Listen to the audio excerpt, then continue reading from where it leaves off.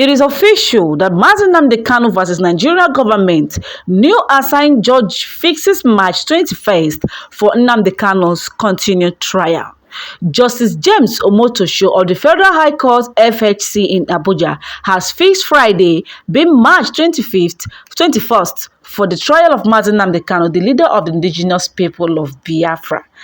And a quick view of this Justice James Kolowale Omotosho.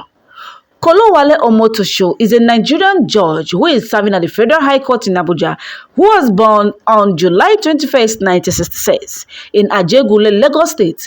He equally hails from Ijemo, Abeokuta in Abeokuta South local government area of Ogun State. He pursued his legal education at Olabasi Onabanjo University in Ago Iwoye, Ogun State, earning a Bachelor of Law with a second-class lower division between 1990 and 1996. He attended the Nigerian Law School in Victoria Island, Lagos from 1996 to 1997, where he was called to the bar as a barrister at law.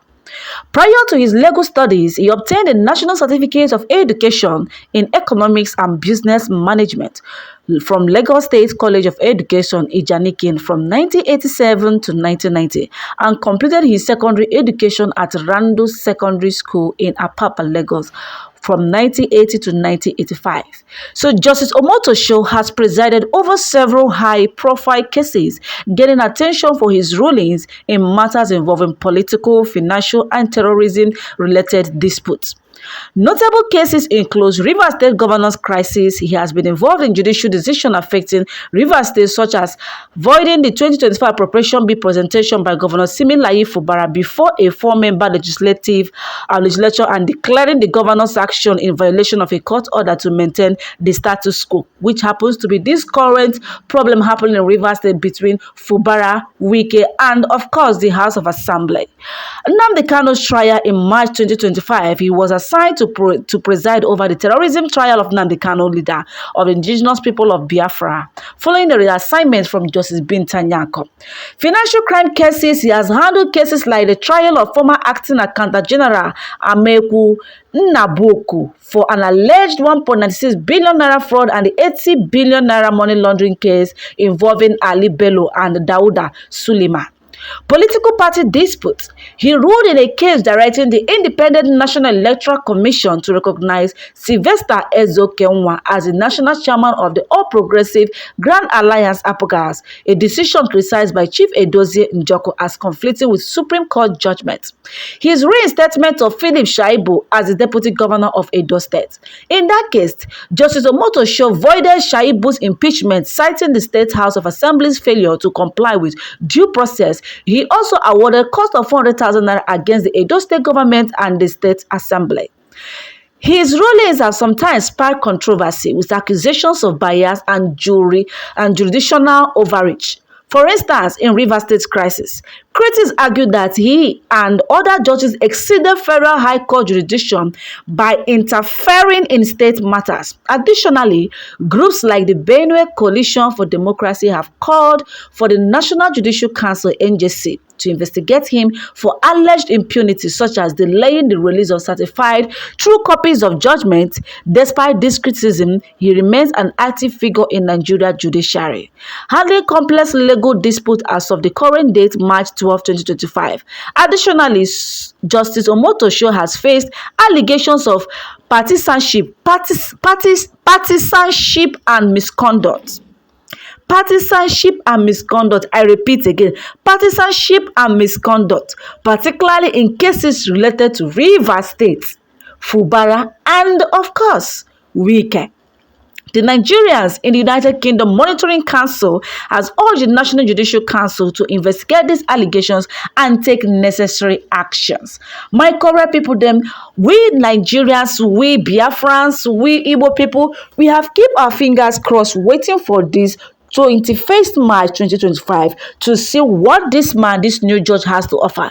I pray that he should not be biased, he should not be sentimental, like they are saying that he should be looked into, they should investigate him if actually you hear what I say because of misconduct. I trust Mazi Nnamdi Kanu. He's a very intelligent man and very vibrant man. He will not bow to any man that's trying to, match or in his infringement, to infringe his right.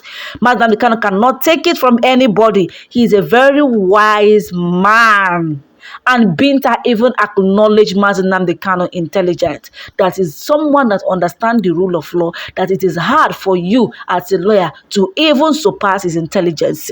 Hey, my people, them. Okay, with all the things that this man have done, this a very small overview, let's say overview of this new judge known as Justice James Kolowale Omotosho, who has been reassigned as the new judge that will try Mazi Nnamdi Kanu in this terrorism charge against our supreme leader Mazi Nnamdi Kanu. My correct people then will be waiting to see what he can be able to offer. The only thing I'm saying is that he should not be biased. He should be free and fair. This particular court case should go, in fair, free and fair, no bias, no additional, no subtraction. Just do something that is right. Don't think that this is River State too. So don't think that you are going to, you are facing Fubara and Wike. You are siding Wike, saying whatever you feel like saying. This is Mazi Nnamdi Kanu. If you do anyhow, you see anyhow. And if you misbehave, you go collect woto from Biafrans. So stay tuned for more updates. Charlie, thank you very much. Does it feel like this time we are getting to a place in the incarceration saga of Nnamdi Kanu that we haven't been before? It is just going round and round and round of it. And that is why I made my letter to the president. That's the second time. I'm going to come to that in a minute. Yes. But let's just go sequentially. Yes. Yes, we're about to start a new journey now. But my question now is, why running when we're in the wrong direction? That's my problem. Why running when we're in the wrong direction? This matter of Nnamdi Kanu, can it only be settled in court? Is it the only way? Is that the best way to approach it? That's a good point. But political issues come up like this. But let's take it, as I said, sequentially. Good. A much higher level of positive signals coming as a result of the prompt administrative intervention of Nigeria's Chief Justice, which appears to have broken, as we mentioned at the outset, the impasse over the request for a new judge to handle the matter. How much does that mark a significant shift in the proceedings? Yes, the proceeding was stalled because he had what Nnamdi Kanu said. He doesn't want to be tried by the same way. He raised up some legal issues. And then I think he wrote a letter to the CJN and asked for that it be intervened. Yes, a new judge, I think, have been appointed now, have been assigned the case, and I think a hearing notice have been issued. So we start a new plate. But at the end of the day, is that the best solution?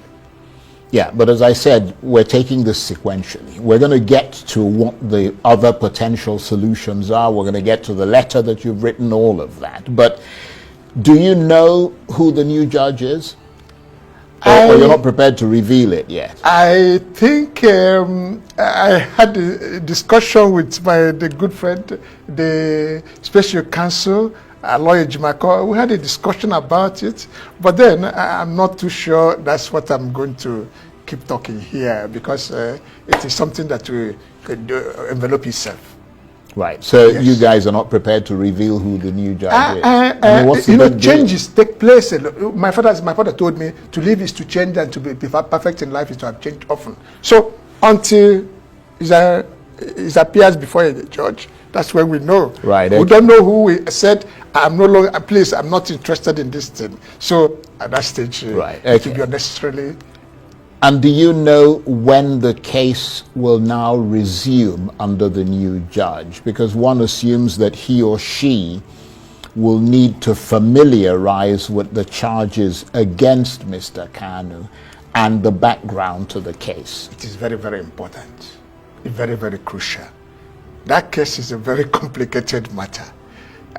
So it is not something you just pick and start flowing with it. No.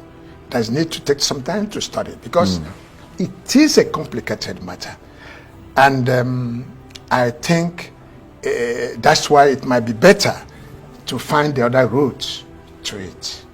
So that's what I'm thinking. Yeah, well, look, what you're thinking has nothing to do with what the reality is right now. The reality is that there's a case in court. Yes, yes. A new judge has been assigned. Exactly. So let's move on that trajectory. Yes. You're a lawyer. Yes. You're a senior advocate of Nigeria. Yes. And peripherally, you advise that legal team. Yes. So let's move on that trajectory. Could this familiarization process for the new judge mean that there will have to be possibly fresh arguments on key points, possibly new motions from the defense and the prosecution? Certainly. Everything will start all afresh. Arraignment and all that. We start all afresh with the new judge. So everything will take all afresh. Right. He has to enter his plea, whether guilty or not guilty. All that will start all afresh. And what sort of expectations do you have at this point, based on the fact that things are going to be given, if you like, a fresh impetus?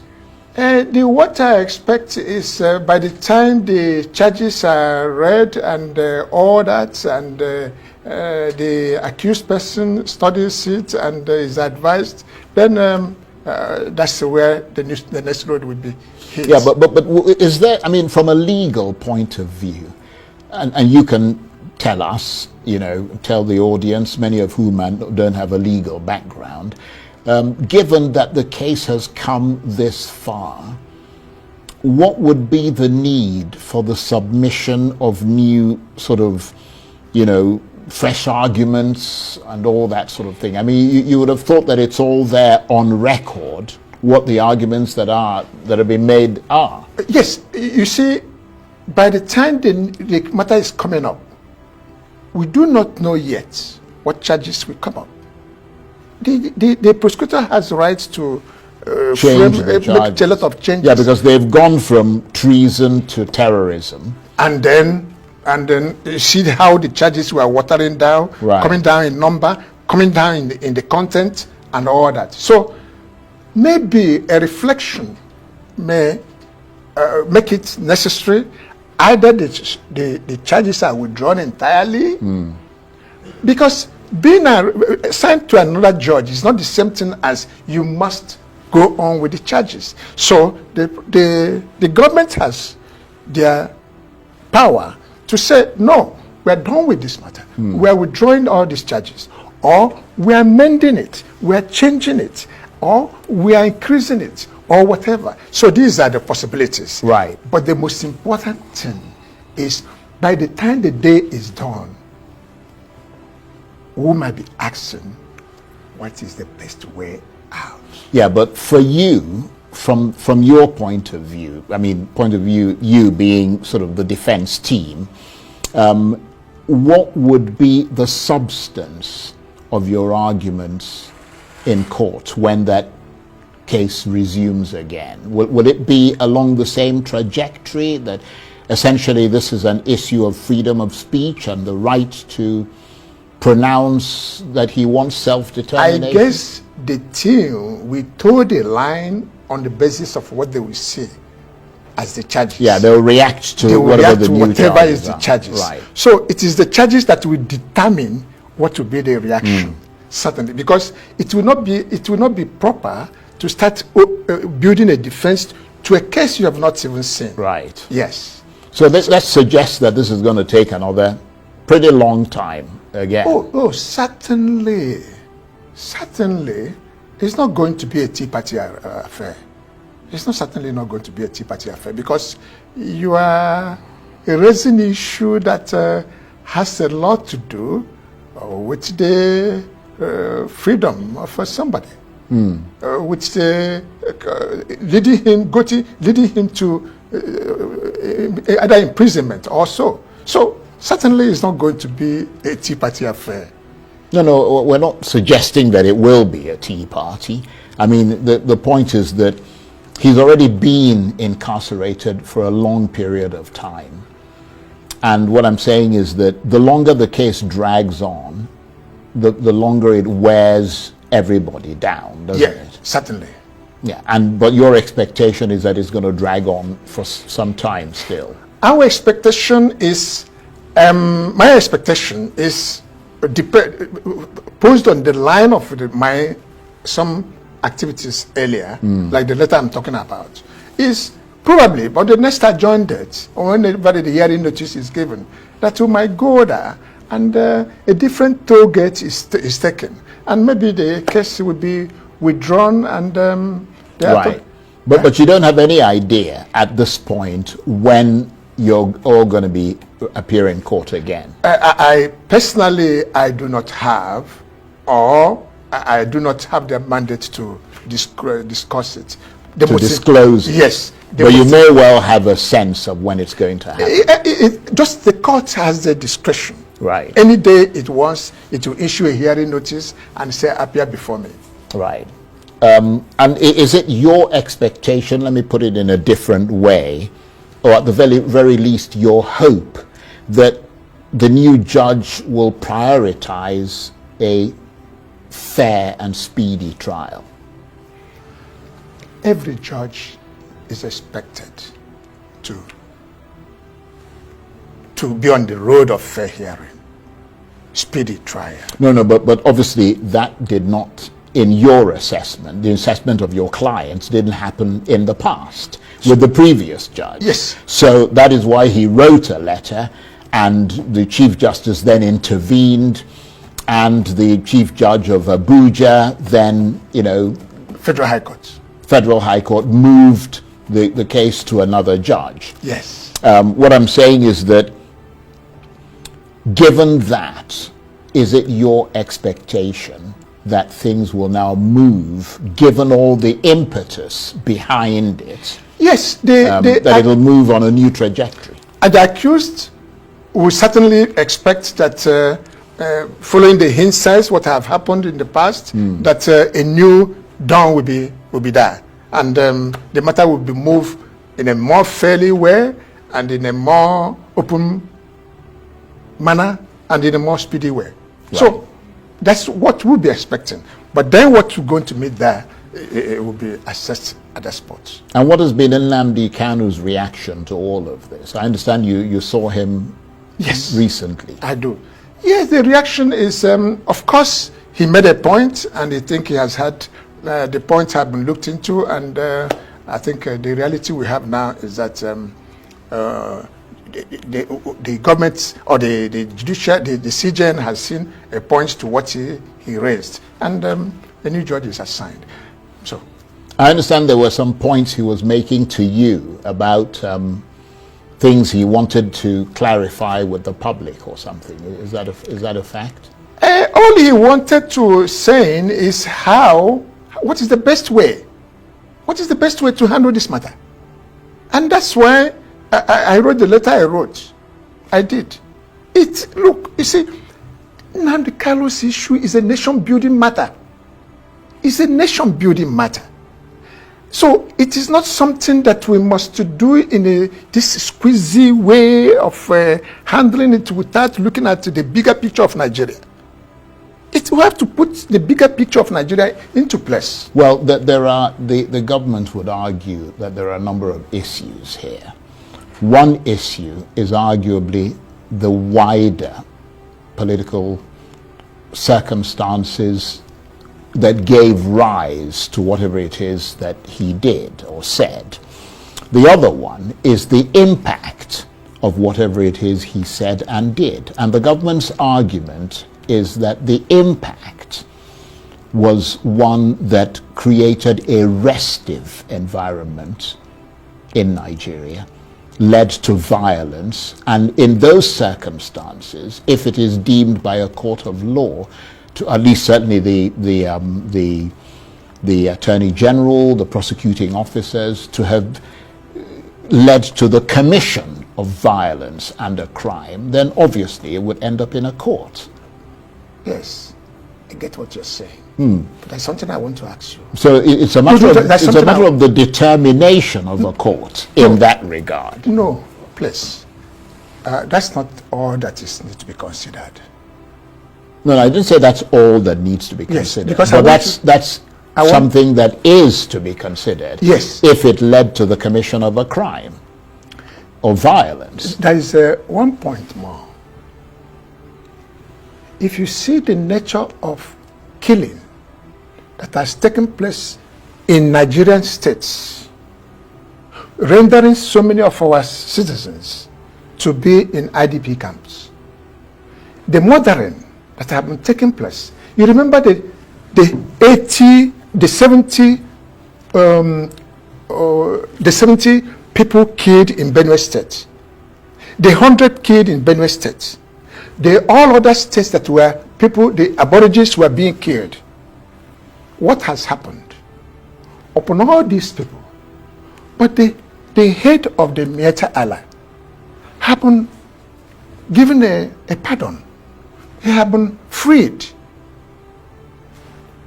So when you're talking about what happened in Benue, Jos, Southern Kaduna, Taraba, where citizens have left their villages and now in IDP camp. What about those ones? But the people that really engineered these murderous episodes, have they not been granted knowledge by the Attorney General of the Federation? Then what about Sunday Igboho of the Odua state? How about it?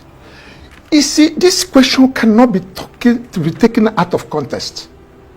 The most important thing is there is a problem. There is an issue. You cannot look these issues without looking the background. Okay, let's talk about that background, because we've been talking so far, and I did say that we would get to the other side. We've been looking at the legal side of things. On the political side, there was talk from the Southeast governors, members of the National Assembly, etc., holding meetings with the president, holding press conferences, addressing Nigerians and so on, to try to urge the president to get his attorney general to drop the case. Where do things stand on that front? Because up till just a few months ago, we're being told that, I mean, we saw the Southeast governors all get together and make an announcement they were going to meet the president. We saw people like Honorable Obi Aguocha, who represents him in the National Assembly. Nnamdi Kanu is from his constituency.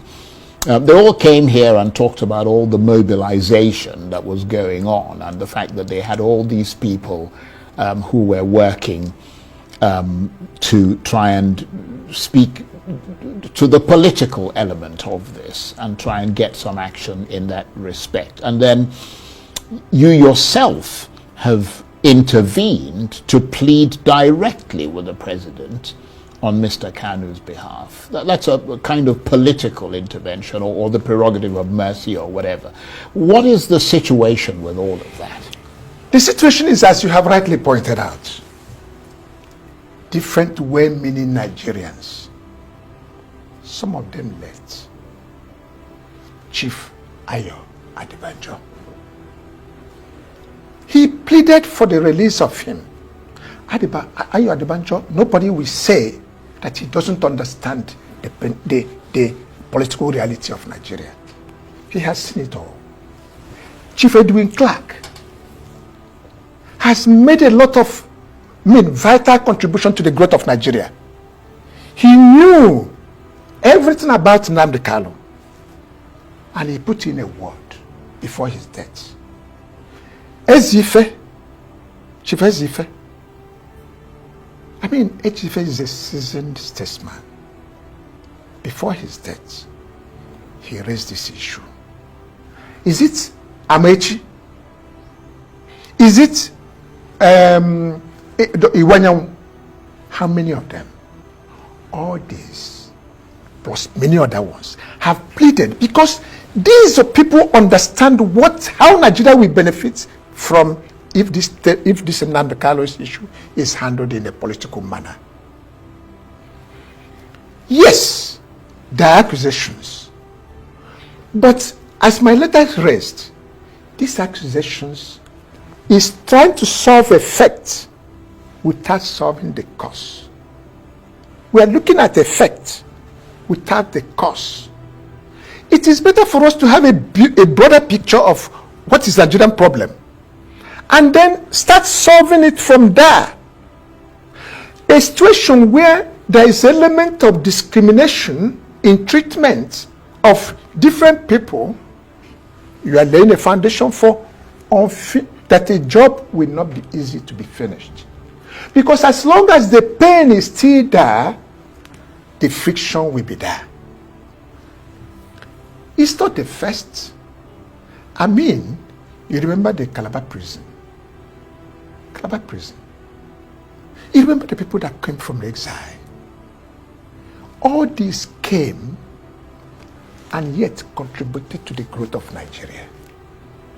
I want to let you know, yes, Nnamdi Kanu, you saw him talk this, there's explanation for that. But the most important thing I want to let you know, and I think I have reason to believe so, is if he's released from this quagmire, if he's treated in a proper way, Nigeria will going to benefit far better. All these set-up crises going on in the East, those are crises that are being, staged, taking some advantages. Right. Okay, we're getting to the end of this conversation. Do you think that the current momentum driven by all these people, because they've all been saying things, and then you've got the political leaders, and the most arguably influential political leaders are the governors. Do you think that the current momentum on the political front is strong enough to push through, or are you more confident on the legal side of things? The legal side, I wouldn't be able to determine how it's going to work. The legal side, I wouldn't be able to, because what a lawyer does is to make his own submission.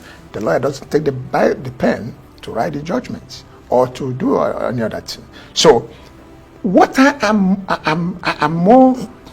inclined to think, and I believe in, is this matter should be handled in a political manner. Right, but assuming it isn't, and it stays in court, and the government insists on seeing it through, are there any notable, clearly defined legal precedents that you know that can influence the outcome of this case? I'm not talking about political pardons and things. I'm talking about legal precedents.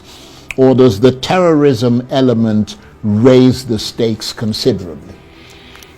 You see, it would be really too very assuming of me to start working on those pendegree.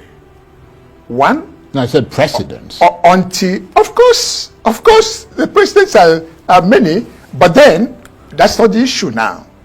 The issue is until the charges are read, until the arraignment is done, and charges are read, right, and plea is taken. And when we cross all these crucibles, then we can start looking at the bigger picture. Right. But short of that, it will be a little bit presumption. They think that what to do. A lot are still that open. But I think it serves this country better. It serves this country better that we handle this thing in a more matured way. Okay. You see what happened in Canada? Very briefly, because we're out of time. What happened in Canada? Quebec was trying to pull out. What did Canada do? Canada started electing all prime ministers to come from Quebec. Today, are you hearing Quebec succession? You don't do that. let's pick this thing in a political manner. Let's pick this thing, let that be a discussion. Discussion is better. Because we have, in my letter, I have cited several examples where issue of political handling of this type of issue pays better than thinking that we should rough handle Indeed, it. and that's Yes. a reasonable analysis. And on that note, I want to thank you very much indeed for coming in. Chukwuma